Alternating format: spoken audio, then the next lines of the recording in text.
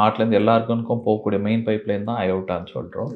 அந்த aorta aneurysm ஆயிருக்கு அவருக்கு. அன்யூரிசம் என்னென்னா விரிவடைதல் அப்படின்னா லூஸ் ஆகிட்டு வீக் ஆகிட்டு ஸ்டிஃபாக இருக்க வேண்டிய பைப் வந்து இப்படி விரிஞ்சு பெருசாகிட்டு ஊதிக்கிட்டே போய் இருந்திருக்கு. ஸோ அதனால் பிரச்சனைகள் வர்றதுக்கான வாய்ப்புகள் இருக்கும். ஃபஸ்ட்டு முக்கியமான பிரச்சனை என்னென்னு பார்த்தீங்கன்னா, கிட்னி ப்ராப்ளம் அவருக்கு இருக்குதுன்னு கிட்னி ப்ராப்ளம் வரதுக்கு உண்டான ஃபேக்டர்ஸில் அது இருந்திருக்கும். அதே பிரச்சனை இந்த பிரச்சனையும் கொடுக்க ஆரம்பிக்கும். இந்த கிட்னி பிரச்சனையால் உடம்புக்கு இன்னும் பிரச்சனை கூடிக்கிட்டே போகும். ஏன்னா கிட்னி நிறைய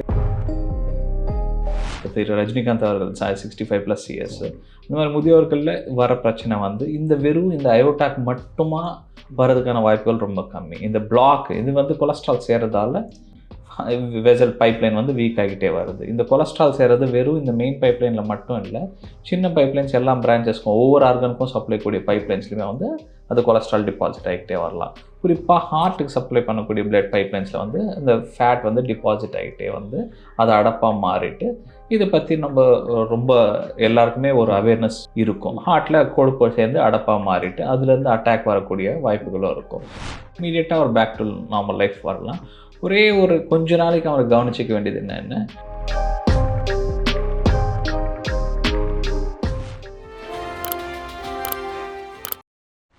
பௌத்தமிழா பார்வையாளர்களுக்கு வணக்கம். திடீர் உடல்நலக் குறைவால் மருத்துவமனையில் அனுமதிக்கப்பட்டிருந்த நடிகர் ரஜினிகாந்த் சிகிச்சை முடிந்து இன்று வீடு திரும்பினார். ரஜினி இப்போது எப்படி இருக்கிறார்? அவருக்கு அளிக்கப்பட்ட சிகிச்சை என்ன? ரஜினி எவ்வளவு நாட்கள் ஓய்வில் இருக்க வேண்டும்? இது தொடர்பாக நம் சந்தேகங்களுக்கு விளக்கமளிக்க இருக்கிறார் இதய நோய் அறுவை சிகிச்சை நிபுணர் அசோக் குமார் அவர்கள். அவர்களுடன் பேசலாம். வணக்கம். வணக்கம் டாக்டர். நீங்கள் அந்த அறிக்கையை பார்த்துருப்பீங்க. என்ன பிரச்சனை ரஜினிகாந்த்? ரஜினிகாந்த் அவர்களுக்கு அயோட்டாவில் ஸ்டென்ட் வச்சதா அவங்க சிம்பிளாக ப்ரீஃப் பண்ணி விட்டுருக்காங்க. இப்போது அயோட்டா அப்படின்னா என்னென்னு பார்த்தீங்கன்னா, ஹார்ட்லேருந்து பிளட் எல்லா ஆர்கனுக்கும் பிளட் சப்ளை ஆகுது. ஹார்ட் பம்ப் பண்ணுறதால தான் எல்லா ஆர்கனுக்குமே பிளட்டு போகுது. பட் அது போகக்கூடிய ஒரு பைப்லைன் இருக்கும் இல்லைங்களா, ஒரு பெரிய பைப்லைன். அந்த பெரிய பைப்லைன் தான் அயோட்டா. அதுலேருந்து பிரிஞ்சு எல்லா ஆர்கனுக்கும் ஒவ்வொரு பிரான்ச்சாக போயிட்டு ஒரு கிளையாக போயிட்டு ஒவ்வொரு ஆர்கனுக்கும் ஒரு பிளட்டு போயிட்டுருக்கும். அதுலேருந்து ரிகலெக்ட் ஆகிட்டு திருப்பி லங்குக்கு வந்து பியூரிஃபைடு ஹார்ட்டுக்கு போகுது. இந்த மெயின் பைப்லைன் ஹார்ட்லேருந்து எல்லா ஆர்கனுக்கும் போகக்கூடிய மெயின் பைப்லைன் தான் அயோட்டான்னு சொல்கிறோம். அந்த அயோட்டா அன்யூரிசம் ஆயிருக்கு அவருக்கு. அன்யூரிசம் என்னென்னா விரிவடைதல் அப்படின்னா லூஸ் ஆகிட்டு வீக் ஆகிட்டு இப்படி ஸ்டிஃபாக இருக்க வேண்டிய பைப் வந்து இப்படி விரிஞ்சு பெருசாகிட்டு ஊதிக்கிட்டே போய் இருந்திருக்கு. ஸோ அதனால் பிரச்சனைகள் வர்றதுக்கான வாய்ப்புகள் இருக்கும். ஃபஸ்ட்டு முக்கியமான பிரச்சனை என்னென்னு பார்த்தீங்கன்னா, இந்த அன்யூரிசம் வந்து லூஸ் ஆகிறதால வீக் ஆகிறதால எப்போ வேணாலும் அதுலேருந்து ஓட்டை விழுந்து ஹோல் ஆகிட்டு அங்கேருந்து பிளட் வெளியில் லீக் ஆகிட்டு உயிராபத்து வரலாம். அது வீக் ஆகிறதுனால அந்த குழாயோட தன்மைகள் குறைஞ்சிரும். கரெக்ட். வீக் ஆகிட்டு அது ரப்சர் ஆகலாம். ரப்சர் ஆகிட்டு பிளட் லீக் ஆகிட்டு பிளட் சப்ளை மற்ற ஆர்கானுக்கு இல்லாமல் லீக் ஆகிட்டு திடீர்னு உயிரிழப்புக்கான வாய்ப்புகளும் இருக்கும். அந்த மாதிரி ஒரு காம்ப்ளிகேஷன் வராமல் முன்கூட்டியாகவே எலெக்டிவாக பிளான் பண்ணிவிட்டு பண்ணுற ப்ரொசீஜர் தான் இது ஒரு பகுதி. இன்னொன்று, இந்த பிளட் இங்கே பூல் ஆகிறதால ஃப்ளோ ஆகக்கூடிய பிளட் வெசல் அன்யூரிசம்னால இந்த பவுச்லேருந்து இப்படியே பூல் ஆகிறதால அந்த ரத்த கட்டி கட்டுறதுக்கான வாய்ப்புகள் இருக்கும். அந்த கட்டி அங்கேருந்து உடஞ்சி பிரெயினுக்கு போகலாம், அங்கே பேராலிசிஸ் வரலாம். அது மாதிரி காலுக்கு போயிட்டு காலில் பிளட் சப்ளை இல்லாமல் கால் ஆம்புடேட் ஆகுது அப்படின்னா கால் கட் பண்ணிவிட்டு ஆப்ரேஷன் எடுக்கிறது. இந்த மாதிரி மற்ற ஆர்கன்ஸ்க்கும் அந்த மாதிரி கிளாட் கிளம்பி போகலாம். இது ஒரு வகையான காம்ப்ளிகேஷன் வரலாம். இந்த பாசிபிள் காம்ப்ளிகேஷன் ப்ளஸ் இங்கேயே பிளட் சுற்றிக்கிட்டே இருக்கிறதால கீழ்ப்பகுதி பிளட் ஆர்கான்ஸ்க்கெல்லாம் உடம்புக்கெல்லாம் பிளட் சப்ளை குறைஞ்சிக்கிட்டே வரும். அப்போ நடந்தால் காலில் வலி வர்றது, வயிற்றில் வலி வருது, சாப்பிட்ட பிறகு சாப்பாட்டுக்கு இந்த குடல் பகுதிக்கு தேவையான அளவுக்கு பிளட் இல்லாததால் வயிற்றில் சாப்பிட்ட பிறகு வலி வருது. இந்த மாதிரியான சிம்டம்ஸ் எல்லாம் கூட வரலாம். இது எல்லாமே அவாய்ட் பண்ணுறதுக்கு இதுலேருந்து ஒரு மேஜர் காம்ப்ளிகேஷன் வராமல் தவிர்க்கிறதுக்காக அதை சீல் ஆஃப் பண்ணுற மாதிரி உள்ளே போடக்கூடிய ஸ்டென்ட் தான் இந்த அயோட்டிக் ஸ்டென்டிங். இதில் ஏற்கனவே அவர் இந்த சிறுநீரக அறுவை சிகிச்சை பண்ணியிருக்காரு. அதுவும் இந்த மாதிரி பிரச்சனைகள் வர்றதுக்கு ஒரு காரணமாக இருக்கும். இது ஹெல்த்து எல்லாமே ஒவ்வொரு ஆர்கனுக்கும் ஒரு தனி பிரச்சனை அப்படின்னு நம்ம பார்க்கக்கூடாது. சரி, இப்போ உடம்புல டாக்ஸினேஷன் ஓவர் டைம் ரொம்ப அதிகமாக போயிட்டே இருந்தால், கெடு பொருள் ரொம்ப அதிகமாக சேர்ந்துக்கிட்டே போயிட்டே இருந்தால் அதுக்கு நம்ம உணவு, அன்ஹெல்தி ப்ராக்டிசஸ்ஸு, எக்ஸசைஸ், ஃபிசிக்கல் ஆக்டிவிட்டி இல்லாமல் இருக்கிறது, ரொம்ப ஸ்ட்ரெஸ்ஃபுல் லைஃப் லீட் பண்ணுறவங்கள இது கொஞ்சம் அதிகமாக ஆகும். அப்போ எல்லா ஆர்கானையும் ஒரு விதமாக இல்லை இன்னொரு விதமாக பாதிச்சுக்கிட்டே வரும். ஈவன் இன்ஃபெக்ஷன்ஸ் வரும்போது கூட, இப்போ கோவிட் வரும்போது கூட யாரெல்லாம் இறப்புக்கு ரொம்ப அதிகமாக இருந்தாங்கன்னு பார்த்தீங்கன்னா, இந்த மாதிரி வெயிட் அதிகமாக இருக்கிறவங்க, முன்னாடியே அன்ஹெல்தியாக இருக்கிறவங்க, அவங்கள இம்யூன் சக்தி ரொம்ப, இம்யூனிட்டி பவர்லாம் ரொம்ப கம்மியாக இருக்கும். அவங்கள எல்லா ஆர்கானும் ஈஸியாக ஒரு காரணத்தாலும் பாதிப்பு வந்துக்கிட்டே தான் இருக்கும். அந்த மாதிரி கிட்னி ப்ராப்ளம் அவருக்கு இருக்குன்னு, கிட்னி ப்ராப்ளம் வரதுக்கு உண்டான ஃபேக்டர்ஸில் அது இருந்திருக்கும். அதே பிரச்சனை இந்த பிரச்சனையும் கொடுக்க ஆரம்பிக்கும். இந்த கிட்னி பிரச்சனையால் பிரச்சனை உடம்புக்கு இன்னும் பிரச்சனை கூடிக்கிட்டே போகும். ஏன்னா கிட்னி நிறைய கெமிக்கல்ஸ், அன்ஹெல்தி கெமிக்கல்ஸ் எல்லாத்தையும் சிறுநீர் வழியாக அதை கிளியர் பண்ணணும். ஸோ அதனுடைய இம்பேக்ட் இருக்கிறதுனால அது சரியாக இன்எஃபெக்டிவாக கிளியர் பண்ணாதால அதனாலையும் டாக்ஸின்ஸ் வந்து உடம்புல சேர்ந்துக்கிட்டே வரும். ஸோ அதனாலேயும் இந்த அயோட்டா பிரச்சனையாக வரலாம், ஹார்ட்டில் இருந்து பிரச்சனை வரலாம், பல சிக்கல்கள் வரலாம் வாய்ப்பு இருக்கும். ஸோ இதுக்கும் கம்ப்ளீட்டாக டிஸ்கனெக்டட்னு சொல்ல முடியாது. டாக்டர், அவருக்கு வந்து இப்போ அடிக்கப்பட்ட சிகிச்சை தொடர்பாக என்ன சொல்லியிருக்காங்கன்னா, அந்த அறுவை சிகிச்சை பண்ணாமல் ஸ்டண்ட் வச்சுருக்கோன்னு சொல்லியிருக்காங்க. அது எப்படி பண்ணுறாங்க? அது அறுவை சிகிச்சை இது பண்ணுறது ரொம்ப காம்ப்ளிகேட்டட் சர்ஜரி சார். அதை பைபாஸை விட இது ரொம்ப ரொம்ப காம்ப்ளிகேட்டட் சர்ஜரி. உயிர் ஆபத்துக்கு உண்டான ரிஸ்க்கு ரொம்ப அதிகம். அதனால தான் அது நார்மலாக ப்ரிவென்டிவ் ஸ்டேஜில் அதை பண்ண மாட்டாங்க. ஏற்கனவே அது தாக்கத்தை ஏற்படுனதுக்கப்புறம், காம்ப்ளிகேட் ஆனதுக்கப்புறம் தான் அந்த சர்ஜரி ரூட் ரிப்பேர்ன்னு சொல்லுவோம், அயோட்டிக் ரிப்பேர்ன்னு சொல்லுவோம். அதுவும் கிராஃப்ட் தான், பட் ஓப்பன் பண்ணி பண்ணுற மாதிரியே இருக்கும். பட் மோர்டாலிட்டி, உயிர் ஆபத்துக்கு உண்டான ரிஸ்க் அதிகம். பட் இப்போ பியூட்டிஃபுல்லாக வந்து ஓப்பன் ஹார்ட் சர்ஜரி இல்லாமல், இன்ஃபேக்ட் ஜென்ரல் அனஸ்தீஷியா இல்லாமலே லோக்கல் அனஸ்தீஷியா இந்த கால் வழியாக இங்கேருந்து செப்டி ஆஞ்சியோகிராம் கை வழியாக இந்த டியூப்லேருந்து போயிட்டு ஹார்ட்டுக்கு ஆஞ்சியோ பண்ணி ஸ்டென்ட் போட்டுருமோ, அதே மாதிரி கால் வழியாக இங்கே வந்துட்டு அந்த பைப்புக்கு எந்த பைப்பை நம்ம ரிப்பேர் பண்ணுறோமோ அங்கே பைப் ஆக்சஸ் பண்ணிவிட்டு அங்கே போயிட்டு ஹார்ட்டுக்கு எப்படி ஸ்டென்ட் போடுறோமோ அதே மாதிரி தான் இதுக்கும் ஸ்டென்ட் போடுவோம். இது கொஞ்சம் டெக்னிக்கலி கொஞ்சம் டிஃப்ரெண்ட்டான ப்ரொசீஜர். பட் மக்களுக்கு புரியறதுக்காக இது ரெண்டும் சிமிலர் அப்படின்ற மாதிரியும் எடுத்துக்கலாம். இது கையிலேருந்து ஹார்ட்டுக்கு பண்ணுற மாதிரி இது தொடையிலேருந்து போயிட்டு இங்கே அந்த அயோட்டாக்கு ஸ்டென்ட் போட்டுட்டு வீக்காக இருக்கிற பார்ட்டை சீல் பண்ணிவிட்டு வந்துடும். இப்போ ஒரு 2 நாள் ஹாஸ்பிட்டலேருந்து வீட்டுக்கு போயிடலாம் அப்படிங்கிற மாதிரி அறிக்கையில் குறிப்பிட்டிருக்காங்க. ஸோ என்னமோ அவர் என்ன மாதிரி ஒரு லைஃப்பை மெயின்டைன் பண்ண வேண்டியது இருக்கும்? இது லைஃப் வந்து குவிக்காக பேக் டு நார்மல்சி கொண்டு வந்துடும் சார். ஏன்னா இப்போ நம்ம அனஸ்தீஷியாவில் மேஜர் சர்ஜரிலாம் இல்லை, சின்ன பின் ஹோல் வழியாக பண்ண சர்ஜரினால தான் இமீடியட்டாக ஒரு பேக் டு நார்மல் லைஃப் வரலாம். ஒரே ஒரு கொஞ்ச நாளைக்கு அவர் கவனிச்சிக்க வேண்டியது என்னென்ன, இது ஒரு நார்மல் ஹார்ட் ஸ்டென்ட்னா ரொம்ப மைக்ரான்ஸில் இருக்கும் டயமீட்டர், அதனால் சின்ன டியூப் வழியாக போயிடும். இந்த அயோட்டிக் ஸ்டென்ட் கிராஃப்ட் வந்து கொஞ்சம் பல்கி, ஸோ இங்கே ஹோல் பெருசாக இருக்கும். அந்த ஹோல் கொஞ்சம் பெரிய ஹோல் வழியாக பண்ணுறதால இங்கேருந்து பிளட்டு கொஞ்சம் அந்த பண்ண சைட்லேருந்து கொஞ்சம் பிளட் லீக் ஆகிட்டு இங்கே ஸ்வெல்லிங்லாம் வரதுக்குண்டான சான்சஸ் அதிகமாக இருக்கும் சார். ஸ்டார்டிங் கொஞ்ச நாளில் அவர் கால் ரொம்ப நடக்காமல், கால் மேலே ரொம்ப ஸ்ட்ரெயின் பண்ணாமல் இருக்கிற மாதிரியா இருக்கும். ஏன்னா பிளட் லாஸ் தவிர்க்கிறதுக்காண்டி. ப்ளஸ் பாடிக்கு இந்த ஃபாரின் மெட்டீரியல்னு சொல்லுவோம். அப்படின்னா உடம்புக்கு அல்லாத பொருள் உள்ளே வரும்போது பாடி அதனோட சண்டை போடும். அது நேச்சுரல் இம்யூனிட்டியோட நேச்சுரல் பிஹேவியர். அப்படின்னா ரிஜெக்ட் பண்ணுறதுக்குன்னா பார்க்கும். ஸோ அது பாடிக்கு அடாப்ட் ஆகிறதுக்கு, அந்த ரிஜெக்ட் ஆகாமல் இருக்கிறதுக்காக சில மெடிசின்ஸ் வைப்போம், பிளட் தின்னர்ஸ்ன்னு சொல்லுவோம். அந்த மெடிசின்ஸ் வச்சுருப்போம். ஸோ அதனால் ரிஜெக்ட் ஆகிறதுக்கான சான்சஸ் 99% இல்லாமல் தான் இருக்கும். பட் ஸ்டில் அந்த 1% ஆகாமல் இருக்கிறதுக்காக ரொம்ப ஸ்ட்ரென்னியஸ் ஆக்டிவிட்டீஸ் அதெல்லாம் பண்ணாமல் பாடி அடாப்ட் ஆகிறதுக்கு ஒரு 4 வீக்ஸ் டைம் ஆகலாம். அது வேறு ரொம்ப ஸ்ட்ரென்னியஸான ஆக்டிவிட்டீஸ் எல்லாம் அவர் பண்ணாமல் நார்மல்சி லைஃப் லீட் பண்ணிக்கிறது. ஃபுட்டு பொறுத்த வரைக்கும் எப்படி, என்ன மாதிரி டாக்டர் ஃபுட் எடுத்துக்கலாம்? ஜென்ரலாக எல்லா ஓவரால் ஹெல்த்துக்குமே நம்ம பேசின மாதிரி தான் சார். இதுக்கு குறிப்பாக ஸ்பெசிஃபிக்கான டயட் அப்படின்னு கிடையாது. பட் இதுக்குமே வந்து பிரச்சனையால் வந்த ஒரு காம்ப்ளிகேஷனை நம்ம சீல் பண்ணியிருக்கோம். பட் திருப்பியும் தொடர்ந்து பிரச்சனை வராமல், இப்போ டயருக்கு பங்க்சர் ஆச்சுன்னா நம்ம பேட்ச் போட்டு சீல் பண்ணுறோம். மறுபடியும் பங்க்சர் வருமானா அதே வழியாக அந்த முள் பாதையிலே நடந்தால் திருப்பியும் வர்றதுக்கான வாய்ப்புகள் இருக்கும். ஸோ அது பண்ணாமல் இருக்கிறதுக்காக எடுக்க வேண்டிய ப்ரிகாஷன் மாதிரி தான் நம்ம திருப்பியும் தொடர்ந்து இந்த பிளாக் வந்து அதிகமாக வராத, வேகமாக வராமல், இந்த கொழுப்பு சேர்றது அதிகமாக இல்லாமல், வேகமாக இல்லாமல் தவிர்க்கிறதுக்காக ஹெல்த்தியான ஃபுட் எடுக்கிற மாதிரி தான் இருக்கும். அது எந்த மாதிரின்னு பார்த்தீங்கன்னா, சேம் இது முன்னே நம்ம டிஸ்கஸ் பண்ண மாதிரி தான். வெஜிடபிள்ஸ், க்ரீன் லீஃபி வெஜிடபிள்ஸ் நிறைய எடுத்துக்கணும். பொரிச்சது சாப்பிட்ற சாப்பாடு முடிஞ்ச அளவுக்கு அவாய்ட் பண்ணணும். இனிப்பு சார்ந்த சாப்பாடு முடிஞ்ச அளவுக்கு அவாய்ட் பண்ணணும். உப்பு அதிகமாக சேர்த்துக்கிறத குறைக்கணும். ரெட் மீட்ஸை குறைச்சிக்கணும். லீன் மீட்ஸ் எடுத்துக்கலாம். சிக்கன், ஃபிஷ்ஷு அது ரொம்ப நல்லது. அது குழம்பா செஞ்சு எடுத்துக்கலாம். ரெட் மீட்ஸை குவான்டிட்டியை கொஞ்சம் குறைச்சிக்கிறது ரொம்ப நல்லது. ஸோ இந்த டயட்டோவில் பிரச்சனை இருக்குது அப்படிங்கிறத வந்து எப்படி தெரிஞ்சுக்கிறது? என்னென்ன அறிகுறிகள் இருக்கும்? பிரச்சனை என்னன்னு பார்த்தீங்கன்னா, சிம்டம்ஸ் பெருசாக இருக்காது. ப்ளஸ் இந்த பிரச்சனை இதுக்கு மட்டும் யூஸ்வலாக இது 2 வகையா பிரிக்கலாம். ஒண்ணு குழந்தைங்கள்ல வர்றது, இன்னொன்னு முதியோர்கள்ல வர்றது. குழந்தைங்கள்ல வர்றது பை பர்த். அது ரொம்ப காமனா இருக்காது. ரொம்ப ரேரா இருக்கும். அது குழந்தை வளரும்போதே வளர்ப்பு கம்மியா இருக்கிறது. வெயிட் கெயின் அடிக்குவேட்டா இல்லாம இருக்கிறது. குழந்தைக்கு சின்ன வயசுலயே பிபி ரொம்ப கூடுதலா 200க்கு மேல இருக்கிறது.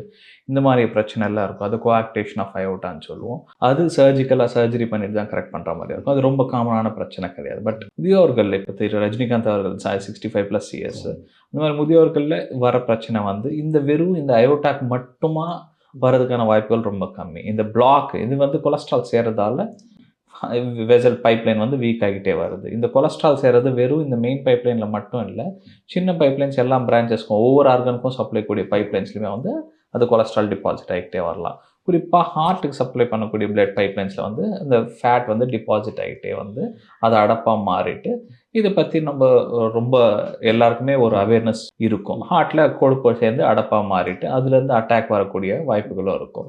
ஸோ இதே காரணத்தால் தான் இந்த அயோட்டால நடக்கிற இந்த பிரச்சனையால் அந்த வெசல் வந்து அடப்பாக மாறாமல் இது வீக் ஆகிட்டு லூஸ் ஆகிட்டு இந்த மாதிரி வீக்கிட்டே வருது. சிம்டம்ஸ் எந்த மாதிரி இருக்கும்னு பார்த்தீங்கன்னா, சிம்டம்ஸ் பெருசாக இல்லாமல் இருக்கலாம். மெஜாரிட்டி ஆஃப் த டைம்ஸ் வந்து இது ஹார்ட்டில் அடப்புன்னா ஒரு செஸ்ட் பெயினோ இல்லை படபடப்போ மூச்சு வாங்குறதோ வேர்த்து கொட்டுறதோ இதெல்லாம் இருக்கலாம். பட் இதுக்கு வந்து சிம்டம் இனிஷியல் ஸ்டேஜஸில் பெருசாக சிம்டம்ஸ் இல்லாமல் இருக்கும். பட் அது இன்சிடென்டெல்லாம் நம்ம அல்ட்ராசவுண்ட் ஸ்கேன் பண்ணும்போது இல்லை வேறு எதுக்காண்டியும் சிடி பண்ணும்போது தான் டயக்னோஸ் ஆகிறதுக்கான வாய்ப்புகள் ரொம்ப அதிகம். பட் ஹேவிங் செட் தட் இப்போ 65 வயசுக்கு மேலே இருக்கிறவங்க குறிப்பாக சில ரிஸ்க் ஃபேக்டர்ஸ் இந்த ப்ராப்ளம் வர்றதுக்கான ரிஸ்க் ஃபேக்டர்ஸ் இருக்கிறவங்கள ப்ரோஆக்டிவாக ஸ்க்ரீனிங் அல்ட்ராசவுண்ட் சொல்லுவோம் பண்ணி பார்க்குறதுல இது தெரிஞ்சுக்கிறதுக்கு உண்டான வாய்ப்புகள் இருக்கும். அப்போ ரிஸ்க் ஃபேக்டர்ஸ் இது வரதுக்கு உண்டான ரிஸ்க் ஃபேக்டர்ஸ் என்னன்றது தெரிஞ்சுக்கணும். இப்போ ரிஸ்க் ஃபேக்டர்ஸ் இப்போ ஹார்ட் அட்டாக் வரக்கூடிய ரிஸ்க் ஃபேக்டர்ஸ் என்னெல்லாம் இருக்கோ அது எல்லாமே இதுக்கும் சேம் ரிஸ்க் ஃபேக்டர்ஸ் தான். ஏன்னா பிரச்சனை ஒன்று தான். பிரச்சனை இன்சல்ட்டிங் ஃபேக்டர் எல்லாமே ஒன்று தான். அது ஹார்ட்டில் நடந்தால் ஹார்ட் அட்டாக்கு, அதே இந்த பைப்லைன் மேஜர் பைப்லைன் இந்த அயோட்டாவில் நடந்தால் இந்த அயோட்டிக் அன்யூரிசம்னு சொல்கிறோம். ஸோ இப்போ இந்த ரிஸ்க் ஃபேக்டர்ஸ் என்னென்னு பார்த்தீங்கன்னா, ஃபஸ்ட்டு முக்கியமான காரணம் அடிக்ஷன்ஸ், மெயினாக ஸ்மோக்கிங் பண்ணுறவங்கள இது வரதுக்கான வாய்ப்பு ரொம்ப ரொம்ப அதிகம். மற்ற அடிக்ஷன்ஸும் சேர்த்துக்கலாம், இல்லை ஆல்கஹால் இந்த மாதிரி அடிக்ஷன்ஸ் இருக்கலாம். நெக்ஸ்ட்டு ரத்த கொதிப்பு, ஹைப்பர் டென்ஷன். அது ரொம்ப காலமாக ரத்த கொதிப்பு அன்கண்ட்ரோல்டாக இருக்கவங்க, பல மாத்திரைகள் நெசசிட்டி நிறைய இருக்கிறவங்க, நிறைய இருந்தால் தான் பிபி கண்ட்ரோல் ஆகிறவங்க, இந்த மாதிரி அன்கண்ட்ரோல்டு ஹைப்பர் டென்ஷன் சொல்லுவோம். அவங்களும் அவங்களையும் இந்த பிரச்சனை வர்றதுக்கான வாய்ப்புகள் அதிகம். தென் சக்கரை நோய், குறிப்பாக சக்கரை நோய் ரொம்ப கண்ட்ரோல் இல்லாமல் அன்கண்ட்ரோல்டாக இருக்கிற சக்கரை நோய் அவங்களையும் இந்த ப்ராப்ளம் வர்றதுக்குண்டான வாய்ப்புகள் அதிகம். இதெல்லாம் தாண்டி முன்னாடி ஹார்ட் அட்டாக் பிரச்சனை வந்தவங்க, இல்லை காலில் ரத்த ஓட்ட இல்லாமல் கால் நெகல்லாம் ஆப்ரேட் பண்ணவங்க, இல்லை காலுக்கு உண்டான பிரச்சனை இருக்கவங்க, பிரெயினில் முன்னாடி ஸ்ட்ரோக் வந்தவங்க, இல்லை இன்னொன்று ஃபேமிலி ஹிஸ்ட்ரி அப்படின்னா அப்பா அம்மா இல்லை ஃபர்ஸ்ட் ஜென்ரேஷன் ரிலேஷனில் 50 வயசுக்கு முன்னாடியோ இல்லை 60 வயசுக்கு முன்னாடியோ இந்த பிரச்சனை இருக்கிறவங்க.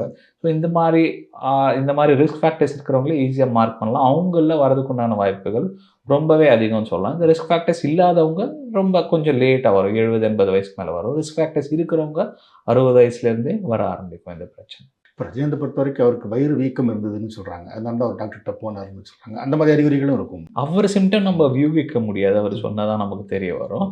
பட் கண்டிப்பாக வயிற்றில் ஒரு டிஸ்கம்ஃபர்ட் இருக்கும். ஏன்னா இருக்கிற இடத்துலையே இது வீங்கிறதால மற்ற ஆர்கன்ஸ்க்கு எல்லாமே வந்து இடம் காம்ப்ரமைஸ் ஆகுது. அந்த ஸ்ட்ரெச்சால் வந்து வயிறு கண்டிப்பாக பெயின் கொடுக்கும். குறிப்பாக சாப்பிட்டதுக்கப்புறம் பெயின் வந்து கொஞ்சம் அதிகமாக இருக்கும். இன்னும் அது பெருசாகிறவங்க என்னென்னு பார்த்தீங்கன்னா, தொட்டாலே பல்ஸ் தெரியும். பல்ஸ்னால் இப்போ நாடி தெரியும். அது வயிற்றில் தொட்டாலே நாடி தெரியும். அவங்கள வந்து இன்னும் அது பல்ஜ் ஆகிட்டு பர்ஸ்ட் ஆகிற ஸ்டேஜில் இருக்குன்ற மாதிரி ஒரு அர்த்தம். பட் கண்டிப்பாக வயிறு வீக்கமோ இல்லை சாப்பிட்டதுக்கப்புறம் வயிறு ரொம்ப ஃபுல்லாக இருக்கிற மாதிரியான சென்சேஷனும் வந்து இதுக்குண்டான ஒரு சிம்டம் தான். இப்போ அயோட்டாங்கிறது ஹார்ட்டுக்கு வந்து பிளட்டு போகிறது ஒன்று இருக்குது, பிளட்டு ஹார்ட்லேருந்து வெளியே போகிறது ஒன்று இருக்குது.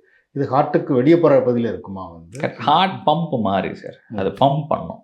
அது கொடுக்குற ப்ரெஷர் பம்பில் பிளட் எல்லாம் சேர்ந்து உடம்பு எல்லாத்துக்கும் போகும். அந்த உடம்பு எல்லாத்துக்கும் போகிற பைப் வந்து ஒரே பைப் தான், மெயின் பைப், அதுதான் அயோட்டா. அது இங்கேருந்து ஆரம்பித்து இப்படி சுருங்கி பிக்கமாக போயிட்டு உடம்பெல்லாம் இப்படி போகுது. அங்கேருந்து கிளைகள் பிரிஞ்சு ஒன்று நீ ஹார்ட்டுக்கு எடுத்துக்கோ, இன்னொன்று லங்ஸ்க்கு நீ நுரையீரலுக்கு எடுத்துக்கோ, இன்னொன்று இந்த கைக்கு எடுத்துக்கோ, இன்னொன்று வயிற்றில் இந்த குடலுக்கு எடுத்துக்கோ, இன்னொன்று கிட்னிஸ்க்கு எடுத்துக்கோ, இன்னொன்று லிவருக்கு எடுத்துக்கோ, இந்த மாதிரி இன்னொன்று காலுக்கு எடுத்துக்கோ. அந்த மாதிரி பிரிஞ்சு பிளட் சப்ளை போகுது. அந்த மாதிரி ஹார்ட்லேருந்து எல்லா பிளட்டும் இப்போ 5 லிட்டர் பிளட் ஹார்ட் ஒரு நிமிஷத்துக்கு பம்ப் பண்ணுதுன்னு சொல்கிறோம். 5 லிட்டரும் பிளட்டு போகிறது வந்து ஒரே பைப் தான், அந்த பைப்பில் தான் அயோட்டா. ஹார்ட் அட்டாக்கு இது வாய்ப்பு இல்லை. இந்த ப்ராப்ளம் வந்து இந்த ப்ராப்ளமும் ஹார்ட் அட்டாக்கும் வேறு சார். பட் இது ரிஸ்க் ஃபேக்டர்ஸ், அதுக்கு இது வரக்குண்டான ரிஸ்க் ஃபேக்டர்ஸ் இருக்கிறவங்களுக்கு அதே ரிஸ்க் ஃபேக்டர்ஸ் தான் ஹார்ட் அட்டாக் பிரச்சனைக்கும் காரணமாயிருக்கு. ஸோ இவங்கள்ல ஹார்ட் அட்டாக் வர்றதுக்குண்டான வாய்ப்புகள் ரொம்ப அதிகம்னு சொல்லலாம். ஏன்னா ஒரே பிரச்சனை தான், இங்கே போயும் நிற்பாட்டுது, இங்கேயும் போய் அங்கேயும் போய் நிற்பாட்டுது. அந்த கொலஸ்ட்ரால் போயிட்டு அங்கேயும் சேருது, இங்கேயும் சேருது. ஸோ அதே மாதிரி காலுக்கு போகிற பிளட் வெசல்லையும் சேரும். குறிப்பாக மெயினாக ஹார்ட் போகிற பிளட் வெசலில் கொஞ்சம் ஈஸியாக சேரும். ஸோ இந்த ப்ராப்ளம் இருக்கிறவங்கள ஹார்ட் ரத்த ஓட்டத்தில் அடப்பு இருக்கிறதுக்கான வாய்ப்புகள் அதிகம். அதுலேருந்து அட்டாக் வர்றதுக்குண்டான வாய்ப்புகளும் அதிகம். ரஜினிகாந்தை பொறுத்த வரைக்கும் டாக்டர் முன்னாடி இருந்து அவருக்கு அந்த உப்பு ஒரு பெரிய பிரச்சனையாக இருந்தது. அவர் தொடர்ந்து சொல்லிக்கிட்டே வராரு. வந்து உப்பு நம்ம நிறைய எடுத்ததுனால நிறைய பிரச்சனைகள் உடம்புக்கு இருந்தது அப்படின்னு சொல்லி. உப்பு ஒரு முக்கியமான காரணம்னு சொல்லலாம். கரெக்ட். உப்பு வந்து சோடியம் சொல்கிறோம். அது நார்மலாக எடுக்க வேண்டியது ஒரு 5 கிராம்ஸ். நம்ம அளவுக்குலாம் எடுத்த முடியாது. பட் அதில் ஒரு மாடரேட்டாக நம்ம ரொம்ப உப்பாக இல்லாமல், இப்போ நம்ம சாப்பிட்ற சாப்பாடில் சேஞ்சிங் ட்ரெண்ட் எப்படி இருக்குன்னு பார்த்தீங்கன்னா, ரொம்ப ருசியை கண்டு சாப்பிட்டுட்டே போகிறோம். அந்த ருசி எதனால் வருதுன்னு பார்த்தீங்கன்னா, ஒரு முக்கியமான காம்பனண்ட் உப்பு, இன்னொன்று இனிப்பு. அந்த உப்பு நிறைய சேரதால அதை பேலன்ஸ் பண்ணக்கூடிய இன்னொரு பாசிட்டிவ் எலக்ட்ரோலைட்டு அப்படின்னா பொட்டாசியம் மெக்னீஷியம் சொல்லுவோம். அது வந்து குறைஞ்சிக்கிட்டே போகுது. இந்த உப்பு ஜாஸ்தி ஆகிட்டே போகுது. இதனுடைய இம்பேலன்ஸால் பிபி வந்து ரொம்ப சின்ன ஏஜ்லேயே வருது. இந்த இம்பேலன்ஸ் மட்டும் இல்லை, அந்த இம்பேலன்ஸ் இருக்கல சின்ன ஏஜில் வர்றது மட்டும் இல்லை, பிபி அன்கண்ட்ரோலாகவும் இருக்குது. ஒரு மாத்திரையில் கண்ட்ரோல் ஆகக்கூடிய பிபி இப்போ 2 மாத்திரை 3 மாத்திரை 4 மாத்திரை போட்டும் பிபி கண்ட்ரோல் ஆகாமல் போகும். ஒரு பிரச்சனை சோடியம் அதிகரிச்சுட்டே போகுது, அதில் உப்பு. இன்னொரு பிரச்சனை பொட்டாசியம் மெக்னீஷியம் குறையுது. இந்த பொட்டாசியம் மெக்னீஷியம் ஏன் குறையுதுன்னு பார்த்தீங்கன்னா, அது ஒரு முக்கியமான காரணம் ரத்த கொதிப்புக்கு. ஏன் குறையுதுன்னு பார்த்தீங்கன்னா, நம்ம சாப்பிட்ற சாப்பாடு ரொம்ப ஹெல்தி இல்லாமல் போயிட்டே இருக்கு. காய்கறி பழத்துலலாம் பொட்டாசியம் மெக்னீஷியம் அதிகமாக இருக்கும். கடல் உப்பில் பொட்டாசியம் மெக்னீஷியம் அதிகமாக இருக்கும். ப்ளஸ் நம்ம குடிக்கிற தண்ணியில், பூமியிலேருந்து வர தண்ணியில் பொட்டாசியம் மெக்னீஷியம் அதிகமாக இருக்கும். நீங்கள் நம்ம குடிக்கிற தண்ணி என்னன்னு பார்த்தீங்கன்னா 0 TDS RO வாட்டர்னு டீன் குடிக்கிறோம். அதுலேருந்து அது எந்த முக்கியமான எலக்ட்ரோலைட்ஸும் அது ஸ்ட்ரிப் ஆகிடுது. இப்போ இன்ஃபெக்ஷனை கண்ட்ரோல் பண்ணுறதுக்காக RO பண்ணுறோம். பட் அது நல்ல ஒரு முக்கியமான எலக்ட்ரோலைட்ஸ் பொட்டாசியம் மெக்னீஷியத்தையும் குறைச்சிக்கிட்டே வருது. அதே மாதிரி சாப்பிட்ற சாப்பாடில் க்ரீன்ஸ் எல்லாம் குறையுது. காய்கறி பழம்லாம் சாப்பிட்றதெல்லாம் குறைஞ்சிருது. ப்ளஸ் நம்ம சாப்பிட்ற சாப்பாடில் சால்ட்டும் அதிகமாக சேர்த்துக்கிட்டே போகிறோம். ஸோ இது இம்பேலன்ஸ் ஜாஸ்தி ஆகிக்கிட்டே போகுது. சோடியம் அதிகரிக்குது, பொட்டாசியம் மெக்னீஷியம் குறைஞ்சிக்கிட்டே வருது. அதனால ஈஸியாக ரத்த கொதிப்பு வருது. அதனால ரத்த கொதிப்பு அன்கண்ட்ரோல்டாகவும் இருக்குது. அங்கேருந்து இந்த மற்ற பெரிய பிரச்சனையெல்லாம் ஆரம்பிக்குது. இப்போ இந்த அயோர்டால் அன்யூரிசம் பற்றி பேசணும், அதுவும் அதுக்கு ரத்த கொதிப்பு ஒரு முக்கிய காரணம். அதே மாதிரி ஹார்ட் அட்டாக் காமனாக ரொம்ப ப்ரெவலண்ட்டாக இருக்கிற பெரிய பிரச்சனையே ஹார்ட் அட்டாக். அதுக்கும் இது பெரிய காரணம் தான், ஒரு முக்கியமான காரணம் தான். காமனான பீப்புளுக்கு நம்ம ஒரு அட்வைஸாக சொல்கிறதுனா என்ன சொல்லலாம் டாக்டர்? ஃபுட்டு ரொம்ப ரொம்ப ரொம்ப முக்கியம். இந்த பிரச்சனைக்குன்னு மட்டும் கிடையாது, அயோட்டிக் அன்யூரிசம்ன்றது மட்டும் கிடையாது. ஹார்ட் அட்டாக் இல்லை ஸ்ட்ரோக், பேராலிசிஸ், இந்த கேன்சர்ஸ், இந்த மாதிரி எல்லாமே தவிர்க்கக்கூடிய பிரச்சனைகள் எல்லாத்துக்குமே சாப்பாடு, உணவு ரொம்ப முக்கியம். எந்த மாதிரின்னு குறிப்பாக சிம்பிளாக சொல்கிறது ரொம்ப கஷ்டம். அது வித் டைம் அழகாக ப்ராக்டிஸ் பண்ணிட்டு போகணும். பட் ஒரு சிம்பிளாக சொல்லணும் அப்படின்னு கேட்டிங்கன்னா, ஒன்று கான்ஷியஸாக சாப்பிடுங்க. நம்ம என்ன சாப்பிட்றோன்றது நம்ம பார்த்து அது ஒரு கான்ஷியஸ்னஸோடு சாப்பிட்ணும். ரொம்ப டேஸ்ட்டுக்கு, ரொம்ப ப்ளஷர் சீக்கிங்காக, ரொம்ப டெலிஷியஸாக போகணுன்ற பழக்கத்தை விட்டுட்டு ஹெல்த்தியாக சாப்பிட்ற பழக்கத்தை நம்மளை எஜுகேட் பண்ணிவிட்டு உண்டாக்கிக்கணும். அப்போது ஹெல்த்தியாக சாப்பிட்றதுனா என்னன்னு பார்த்தீங்கன்னா, காய்கறி நிறைய சேர்த்துக்கணும். அதுவும் ரொம்ப பொரிச்சு செய்யக்கூடாது. ஸ்டீம் பண்ணி அந்த மாதிரி செய்கிற மாதிரி சமையல் பார்த்துக்கணும். காய்கறி நிறைய சேர்த்துக்கணும். பழங்கள் நிறைய சேர்த்துக்கணும். ஒயிட்ஸை குறைக்கணும். அப்படின்னா வெள்ளை ரைஸு இல்லை ஒயிட் ரொம்ப ரிஃபைன்டு ப்ராடக்ட்ஸ் அப்படின்னா மைதா, பாஸ்தா, இந்த மாதிரி அதான் ரிஃபைன் வீட்னா மைதா, அதுலேருந்து செய்யக்கூடிய பொருள்லாம் குறைச்சிட்டு அதை கன்சம்ஷன் குறைக்கணும். ரொம்ப டீப் ஃப்ரை பண்ணி சாப்பிட்றத அவாய்ட் பண்ணணும். அப்படின்னா முறுக்கு, தட்டை, பஜ்ஜி, பூரி, போண்டா, 65 ஃபிஷ் வறுவல், இதை குறைக்கணும். இந்த ரொம்ப இனிப்பு, மெயினாக இப்போ இனிப்பை நோக்கி ரொம்ப அதிகரிச்சுட்டே போயிட்டே இருக்குது நம்ம ஹியூமனிட்டி கன்சம்ஷன். இனிப்பு இல்லை ஆடட் சுகர்ஸ்ன்னு சொல்லுவாங்க. இப்போ நீங்கள் எந்த பேக்கெட் வாங்கினாலும், சிப்ஸாக இருக்கட்டும், பிஸ்கெட்ஸாக இருக்கட்டும், நீங்கள் சுகர் அண்ட் ஆடட் சுகர் பார்த்தீங்கன்னா 30-35% கம்மியாக இருக்கிறதே ரொம்ப கம்மியாக இருக்குது. ஸோ ஆடட் சுகர்ஸும் ரொம்ப அதிகரிச்சுட்டே போயிட்டு இருக்கு. ஸோ அந்த இனிப்பு ரொம்ப ரொம்ப குறைக்கணும். இப்போ முடிஞ்ச அளவுக்கு இனிப்பை ஒதுக்கி வைக்கிறது ரொம்ப இம்பார்ட்டண்ட்டு. ப்ளஸ் பேக்டு ஃபுட்ஸாக சாப்பிட்ற பழக்கத்தை நம்ம இப்போ மெயினாக இந்த ஐடி கல்ச்சர் அண்ட் ட்ரெடிஷன் வந்ததுலேருந்து ஃப்ரோசன் ஃபுட் கன்சம்ஷனும் நம்ம அங்கே வெஸ்ட்லேருந்து ரொம்ப இங்கே வந்திருக்கு. அதனால் என்ன ஆகுதுன்னா பேக்டு ஃபுட்ஸ் கன்சம்ஷன் ரொம்ப அதிகரிச்சுட்டு போகுது. அதை நீங்கள் அந்த ஃபுட் இன்க்ரீடியன்ஸ் எடுத்து பார்த்தீங்கன்னா அதில் ஆடட் ப்ரிசர்வேட்டிவ்ஸே இருக்கும். அந்த அது ஒரு சாப்பாடு ரொம்ப நாள் கெட்டு இருக்கிறதுக்காக ப்ரிசர்வேட்டிவ்ஸ் ஆட் பண்ணுவாங்க. இதெல்லாமே வந்து கார்சினோஜெனிக்காக இருக்கும். அப்புறம் கேன்சர் காசிங்காக இருக்கும். அதுலேருந்து கேன்சர் வர்றதுக்கு உண்டான வாய்ப்புகளும் இருக்கும். ஸோ இந்த மாதிரி பொருட்கள்லாம் அவாய்ட் பண்ணிவிட்டு ஹெல்த்தியாக வீட்டு சமையல் அழகாக ரொம்ப டீப் ஃப்ரை பண்ணாமல் ஸ்டீம் பண்ணி இல்லை தண்ணி வேக கொதிக்கிற தண்ணியில் சமையல் பண்ணிவிட்டு காய்கறி நிறைய சேர்த்துட்டு சாப்பிட்றது ரொம்ப ரொம்ப ஹெல்தி. ப்ளஸ் சாப்பாடுக்கு ஒரு அட்லீஸ்ட் ஒரு 12 ஹவர்ஸ் பிரேக் ஆச்சும் கொடுக்கணும். இப்போ மிட் நைட் வேறு சாப்பிட்றது, திருப்பியும் ரொம்ப ஏர்லி மார்னிங்லேருந்து ஆரம்பிக்கிறது அந்த மாதிரி இல்லாமல் நைட் டின்னர் ஒரு 7-8 மணிக்கு முடிச்சுட்டா காலையில் 8 மணி 9 மணி வரை அட்லீஸ்ட் ஒரு பிரேக் கொடுத்தா 12 to 13 ஹவர்ஸ் நம்ம வயிற்றுக்கு ஒரு பிரேக் கிடைக்கும். அது சாப்பிட்டதெல்லாம் டைஜஸ்ட் பண்ணிவிட்டு அட்லீஸ்ட் க்ளீனிங் ப்ராசஸ்க்கு அது பாடி ஹீல் பண்ணுறதுக்கு உண்டான டைமும் கிடைக்கும். ஸோ ஹெல்த்தியாக சாப்பிட்றது, டைமுக்கு சாப்பிட்றது, ப்ளஸ் சாப்பாட்டுக்கு கொஞ்சம் பிரேக் விடுறது அப்படின்னு இன்டர்மீடியன்ட் ஃபாஸ்டிங்னு சொல்கிறோம். ஸோ அந்த மாதிரி பழக்கங்கள் ஜஸ்ட் டெய்லி லைஃப் இன்கார்பரேட் பண்ணிக்கிட்டாலே ஹெல்த்துக்கு ரொம்ப நல்லது. ஒன்று சாப்பாடு, இன்னொன்று எக்ஸசைஸ். நிறைய வேலை பார்த்தீங்கன்னா உட்காந்து இதே மாதிரி டெஸ்க் மேலே உட்காந்துட்டே காலையிலேருந்து சாயந்தரம் வேறு செய்கிற வேலையாக மாறிக்கிட்டே வருது.